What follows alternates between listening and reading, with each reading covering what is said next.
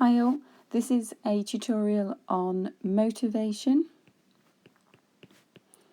and it's section A to start with.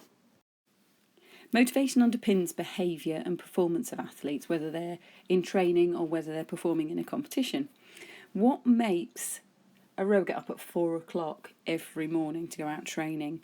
What made Michael Phelps, the swimmer, train 365 days a year for 5 years, not one day off? Motivation splits those athletes with talent and those athletes who are going to be world class. So we know it's an essential part of being a world class athlete, but it does remain a challenge to say why and how all athletes are and remain motivated. So section A of psychology begins to explain the types of motivation, theories of motivation, motivating environments and manipulating the environment, and signs of overtraining. Right, we'll start with a couple of definitions for motivation. So some people will say it's an inaction to action, and some people, or a sage has said that it's a direction and intensity of somebody's effort.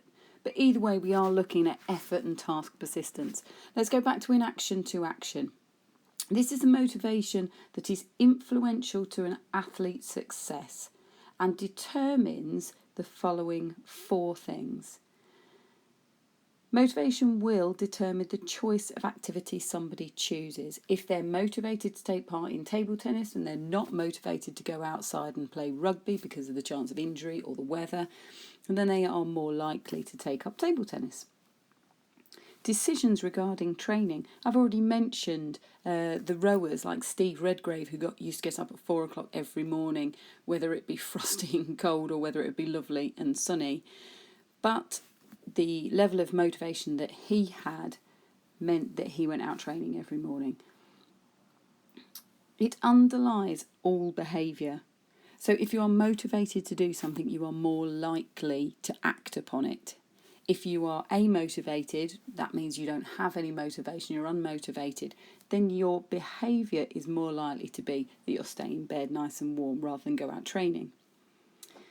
Motivation is also influential for the task persistence. Task persistence means that you will persist in a task until you get it right, or until you get it to the level you need it to be at to be the world-class athlete that you want to be. Task persistence, that could be repeating an exam paper 5 times until you feel confident with that topic area. It could be that you are training with high intensity interval training until you can reach time targets that you feel you need to be. Effort is slightly different to task persistence, and it could be the level of effort that you put into games. It could be the level of effort that you put into researching something to then perform to a higher standard. Excuse me. Motivation is changeable and fluctuates. That means that one day you can be highly motivated and the next day you won't be motivated at all. So in lesson, we watched a video on Michael Phelps that said, yeah, he got up some days and he just really, really didn't want to. But this fluctuation means it can be influenced. If you've got a really good coach or you've got friends that you go out running with or something like that, they can influence your motivation. This is why motivation is such an important thing to look at, because it is changeable, it does fluctuate, it is influential. So let's look at Sage's definition. This is direction and intensity of somebody's effort. So the direction of effort refers to activities, situations that an individual seeks or seeks to avoid. So the direction of someone's effort means they will or won't choose a certain situation or activity. I mentioned already the rugby situation, so some people's direction of effort may not lead them to go and play rugby in the cold weather, but may lead them to go and do an aerobic session inside where it's warm. The intensity of someone's effort means how much work they're going to put in to achieve the task they need to achieve. So you've got motivation, which is inaction to action, and there can be 2 parts of this, the direction which links to the choice of activity and the decisions that you make. And the intensity of someone's effort is related to task persistence and effort, that we now know can fluctuate and change and be influenced by another. I've just put the link down here as well to the article that we used in the lesson. So we start looking at types of motivation here. We have amotivation, which I've explained already means a complete lack of any motivation. So it means you're unmotivated. It's usually temporary, but depends on the value that you perceive in the activity. If you perceive the activity to be worthy, you will be more motivated, for example. The next type is extrinsic. It is external to the body. That means it could be something like money or a trophy or praise, because that comes from an external source. It comes from a parent or a coach. Motivated or driven by a valued outcome.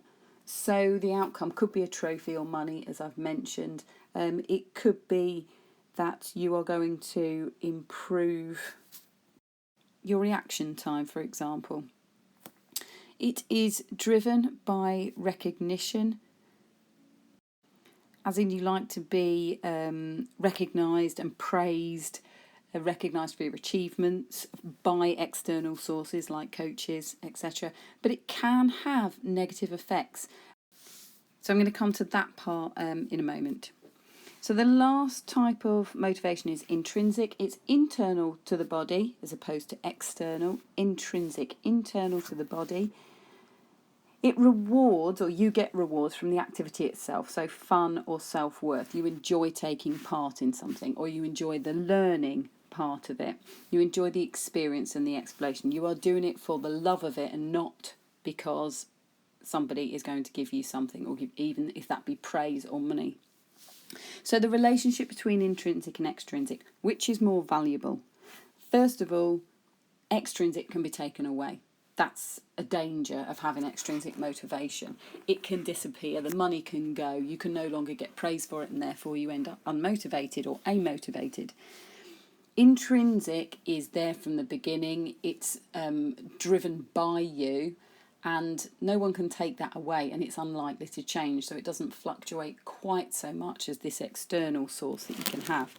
There is a relationship between the two, and as you can see here from the examples, you can move from one to the other. So this example is moving from extrinsic to intrinsic motivation. So, situation is this: you have no value for table tennis. You don't think it's a worthy sport. You're told it's fun, and actually it will decrease your reaction time. Reaction time, I need to point out here, is a valued outcome. So if we look back here, that is a characteristic of extrinsic motivation. You try table tennis, and actually you do like it, and it does start to reduce your reaction time, or you perceive it to reduce your reaction time. You enter a competition and you win it. What does this mean? That you then train harder. This is turned from an extrinsic, somebody telling you that it's fun and pointing out to you that it will reduce reaction time. This is extrinsic to intrinsic. You're training harder now because you enjoy it and you like it. Moving from intrinsic to extrinsic, you've got this situation which starts with a boxer who started boxing to get off the streets and keep out of trouble. They train weekly and they enter competitions. They start winning their competitions. They receive praise and encouragement, which they love. So they enter more competitions and they train harder. They go professional and start getting paid for it. They get paid more because they're very successful at what they do. But then they get to a point where either they're not as fit as they used to be, not as effective, or they might get a different opponent that comes onto the scene and their pay decreases. They may lose motivation at this point and stop fighting. So this is the relationship again between intrinsic and extrinsic, and how one can lead to the other. And if you notice, the intrinsic meant that the task persistence increased, and this extrinsic motivation, where the boxer ended up, meant they actually stopped. So their task persistence reduced. These questions are from the book, page 103. If you'd have a go at those, please, and stop this video, the answers will follow. Okay, question 1 asked you to identify why motivation is such an important subject in sports psychology. I would have liked to have seen something along the lines of it's what drives being a key word, an athlete to train consistently, even though motivation may fluctuate. It underpins success of world-class athletes. Question 2. Describe the two main facets of motivation. So the two main facets of motivation are direction and intensity. You needed to describe them to get the marks. So for direction, you should have had something along the lines of it's related to a choice of activity or the decisions that athletes make regarding their training. It's a situation that they seek to achieve in or seek to avoid. The other facet was intensity, and this refers to task persistence and levels of efforts to achieve goals. So that's task persistence and effort were the key terms there. Question 3, describe how a person showing a motivation to an activity would behave. There would be a complete lack of effort expended. They would place no value on the task. But this motivation or lack of motivation may fluctuate and change depending on the activity or the situation. Question 4. Explain using examples what is meant by intrinsic motivation. You would not get marks unless you've used an example. So first of all, you would say it was internal factors. So they're those that come from sources within the body or inside the body, such as enjoyment, for actually doing the sport itself, for learning a new sport or developing, but you enjoy what it is you're doing. It's long lasting and therefore it's more beneficial to the athlete. It's there's less fluctuation. An example would possibly be weekly attendance at netball training just because you enjoy it. Question 5. Explain, again using examples, what is meant by extrinsic motivation. So extrinsic motivation comes from external sources, so they're external sources outside, things outside of the body. So people are driven by a valued outcome, which could be something like decreasing reaction time or increasing muscle bulk. It could be from trophies, from praise from a coach or a parent or peers, or recognition that you're achieving something from any of those external sources. An example would be training 4 times a week every week, because if you don't attend 4 training sessions, you won't get paid your full amount. That would be an external motivator. Question 6. Explain why it may be dangerous to offer extrinsic rewards to an intrinsically motivated person. So use an example first of all, possibly the boxing example we had earlier. So someone started boxing because they wanted to get off the streets and they enjoyed it. When they started it, they really enjoyed it. They loved it, that's why they took part. Then they started getting paid. When they started getting paid was the extrinsic motivation. The reason this can be negative is because that extrinsic motivation may not be there all the time. As soon as that money is taken away or reduced, you leave a person who used to be intrinsically motivated, now no longer motivated, no longer taking part, no longer having any task persistence or effort. That's it for this part of the tutorial. For A2, Theories of Motivation, you'll need to look at the next tutorial. Thank you.